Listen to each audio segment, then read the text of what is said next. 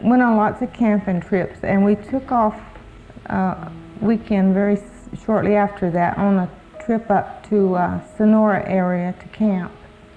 And on the way there, we had to go across a railroad track that the signals were not functioning properly that day. They had been reported twice, we found out later. And when we came around a curve, we couldn't stop in time, and we hit the train, bounced off of it, and I woke up 3 days later in a Stockton hospital. And my oldest son, who was 12 at that time, was killed in the wreck.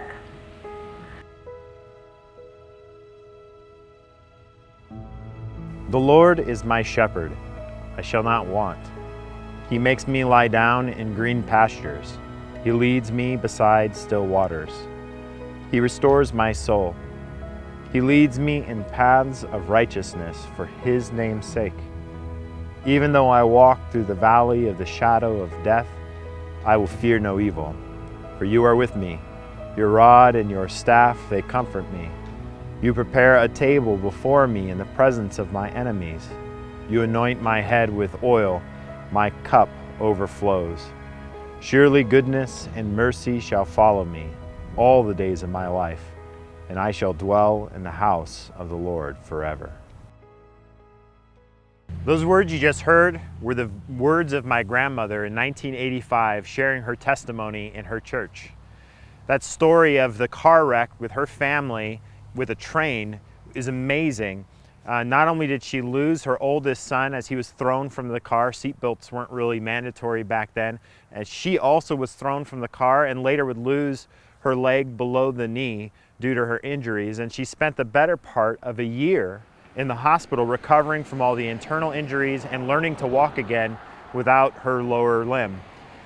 But those weren't really the most suffering times that she experienced. Her story goes way back in the shadow of the valley of death, even to her childhood.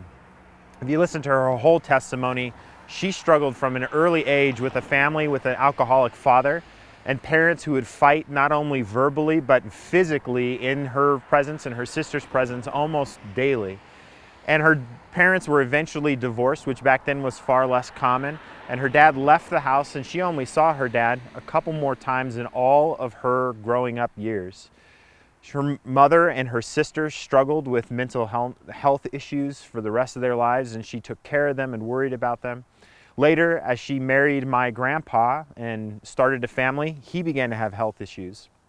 In the age of early 40s, he had a grand mal seizure, and the doctors couldn't figure out why he had it.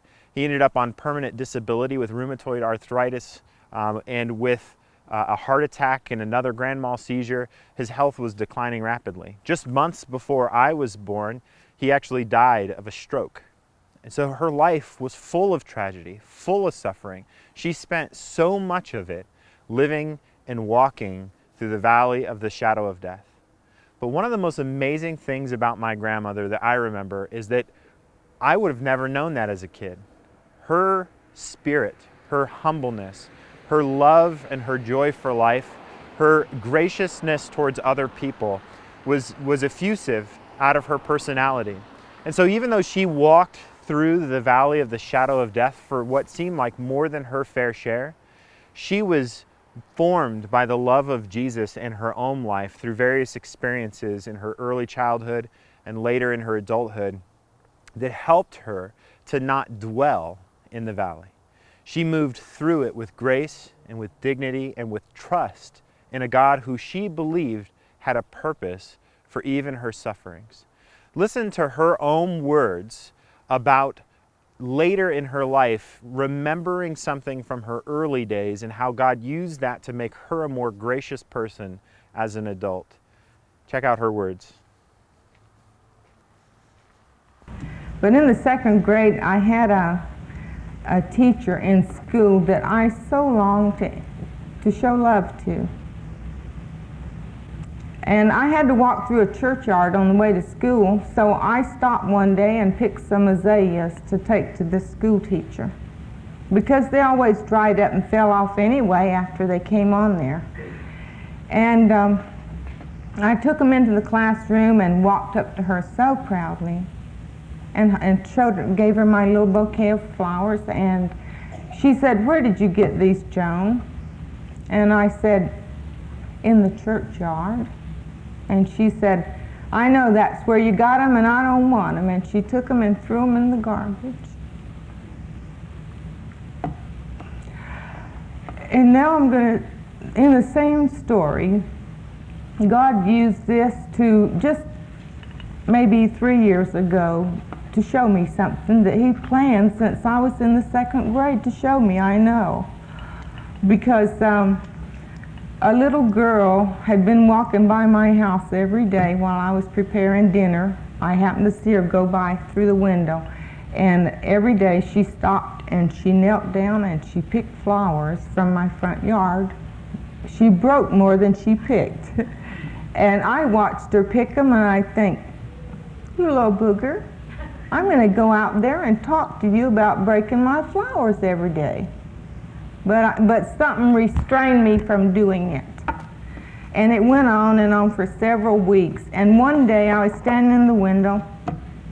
Here she comes skipping along, stopped and broke 2 or 3 flowers, picked off a couple, and put them up to her nose to smell them. And when I saw her smell those flowers, the Lord just reminded me of when I was a little girl and I picked these flowers to take to my teacher that she refused to accept. And I thought, this little girl is picking these flowers to take to someone that she loves. And I said, "Lord, she can pick them all. I'll plant her some more tomorrow so that she can take them and tell somebody, probably her mommy, 'Mommy, I love you and I brought you these flowers.'" And I pray that her mother didn't say, "Where'd you pick those flowers? I don't want them."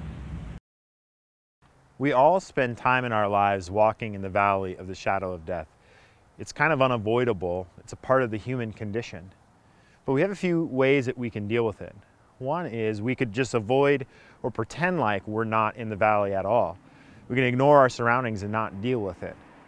Or sometimes those of us who spend an inordinate amount of time in the valley throughout our lives can become racked with despair. And we can decide that this is not a temporary place. Instead, we could set up shop, make it our dwelling place. Neither of these are really good solutions. And we really need to make sure that we recognize what the Psalm says. Psalm 23 says that we walk through the valley of the shadow of death. And that's our call, that even when we face dark times, even when we are tempted on every side, or when things seem completely desperate, that we trust in the Good Shepherd who's going to lead us to still waters, to green pastures at some point in the future. I'm so thankful for the example of my grandmother, who, though she walked an inordinate amount of time in her life through the valley, she gave this example of trust in a good God. She knew the hope and the promise of Jesus Christ, and she chose to walk through and not dwell in that space because she knew that there was something better for her on the other side. My prayer for you is that wherever you're at, whether you're in the valley right now, whether you've just walked through the valley, or whether you feel like your whole life has been a valley, that you would trust in the Good Shepherd, that even if in the next life He blesses you, that you would know He's going to bring you to a good place and you would choose to follow Him.